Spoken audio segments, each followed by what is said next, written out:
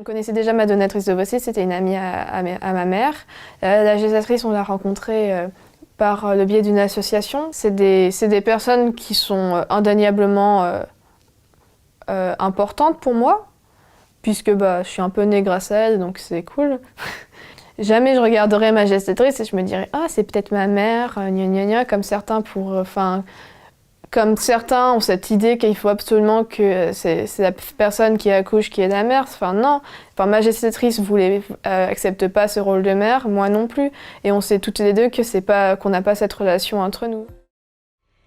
Mon mari ainsi que toute ma famille se joignent à moi pour vous remercier, ainsi que votre charmante équipe, de nous avoir accompagnés durant toute cette belle aventure humaine qui a été pour nous la GPA.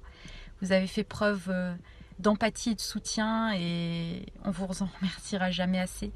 D'ailleurs, si aujourd'hui nous sommes parents d'une petite fille de 3 ans, c'est avant tout grâce à vous. Thank you. J'ai eu l'occasion de le dire dans une tribune que j'ai signée avec Elisabeth Badinter. C'est dans cette même salle qu'une gestatrice que j'ai interrogée en lui disant « Mais vous savez qu'en France, certaines considèrent que vous êtes des sortes d'esclaves des temps modernes. Vous savez qu'on considère que vous êtes traités comme des utérus sur pattes, etc. Qu'est-ce que vous avez à répondre à Madame Agazinski et à tous ceux qui stigmatisent la façon dont on a recours à vous ?» Et que cette gestatrice m'a répondu, Alexandre Urvix qui est là-bas était là, parce que c'était lui et la DFH, l'Association des familles homoparentales, qui avait organisé cette réunion. Donc elle m'a répondu, mais vous savez, à part ma propre famille, rien ne m'a autant valorisé dans ma vie. Alors, les GPA mettent en scène de nombreuses personnes avec des rôles très différenciés, tant au niveau local qu'au niveau international. On a les médecins, on a les agences intermédiaires, les tribunaux, les associations, les donneuses d'ovocytes d'ailleurs, on parle un peu, les gestatrices et leurs familles, les parents et leurs familles, et enfin les enfants. Me being a surrogate, it's like carrying someone else's dream. There's just something so magical about the whole process and the end result that everybody just loves. My parents also struggled with infertility, so that is one of the reasons why I wanted to carry for someone else, was to help them build their family. Not only did I help a couple start a family, but I also received many benefits along the way.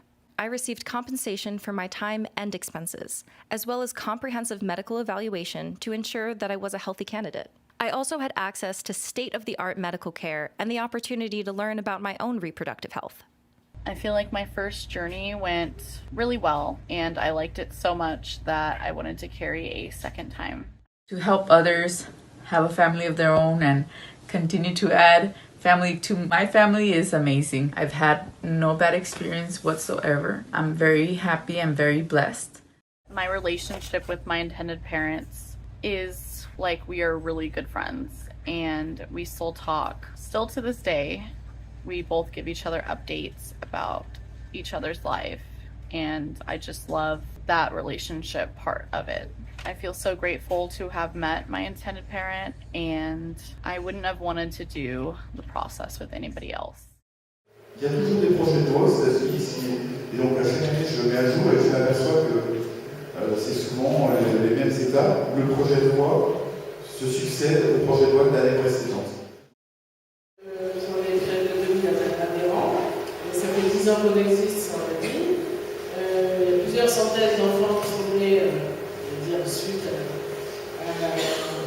aux informations